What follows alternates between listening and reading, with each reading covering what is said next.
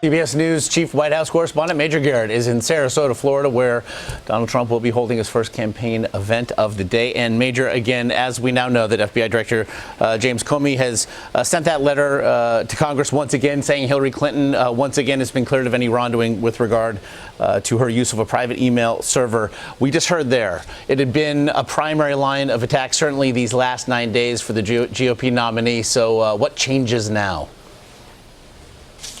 Nothing changes for Donald Trump. Look, the argument against Hillary Clinton is that she is ethically unfit to be president of the United States. And Donald Trump said when the FBI reopened this inquiry into what it thought was newly discovered emails that might be relevant, Trump said, well, that's evidence that indictments are coming, and that's proof positive that not only is she ethically challenged, but she might be a criminally indicted president of the United States. All right, subtract the criminal indictment.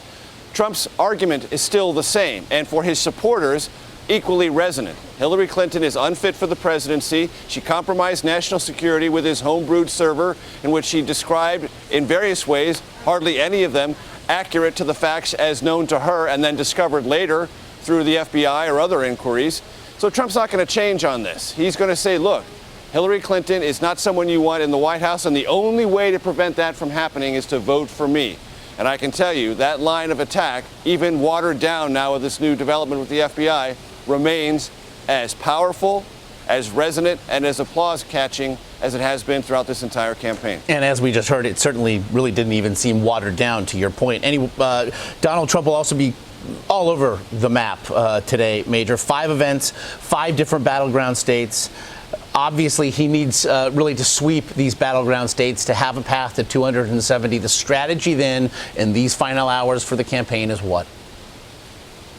The strategy is, if you believe that there has been, and history suggests there actually has been, a blue electoral vote wall for Democrats running for the presidency. One certainly built and solidified by Barack Obama, but essentially an electoral vote map that gives Democrats a built-in advantage in many big electoral vote states. To break through that is what a Republican has to do to win the presidency. And what Donald Trump will do on this final day of the campaign is try to break through in places like Pennsylvania, break through in Michigan.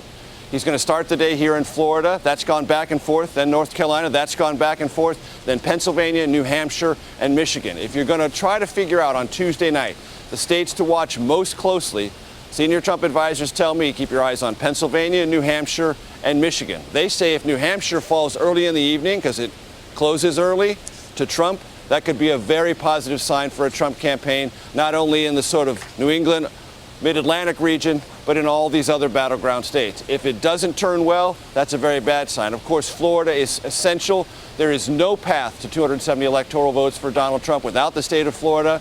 The Clinton campaign is sounding extremely confident about its prospects here, largely because of the way they've sliced and diced the results, not known in voting totals, but known demographically in the early vote.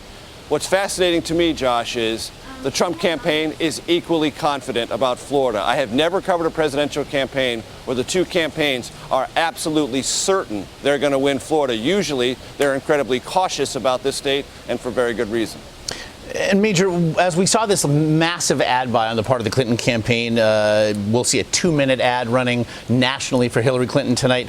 Throughout the campaign, meanwhile, Donald Trump has been very active on Twitter. He seemed to realize that his tweets to millions of followers essentially acted as targeted ads for months and months and months. But in these last few days, we haven't seen the presence on the medium that we had in the past. Why the change? Because it's time to focus on that which matters most, which is mobilization and message. And the message for Trump is best conveyed through campaign rallies that are broadcast over Facebook or other digital media so people can see it as they happen, pass them around. Really, the Trump campaign has put its focus entirely on using the Republican National Committee's get out the vote efforts. They don't have any of their own, the Trump campaign. And then what they do have and what they have built over the course of this campaign, which is a deeply interactive and responsive digital outreach in which they post videos and other messages, not necessarily on Twitter now, but other ways to convey the message and have Trump on the road and create this sense that through huge rallies there is excitement, there is momentum, and there is a possibility of victory. Because as we've discussed before, Josh, the Trump campaign believes there is in these very hard-fought battleground states anywhere from a half a percentage point to maybe a full percentage point of vote that will come to the fore on Election Day if and only if they believe Trump can win. That's the message they're trying to convey. It's possible. Don't forget to vote, because if you do, we may be held back. Get out there. It's right on the cusp. We have a chance to make history. Come join us. That's the closing argument, conveyed best through a medium that we know and love, television. And as we've seen, of course, in the state you're in, if nothing else, a half a point can mean everything. Major Garrett, we very much appreciate the insight. You got it.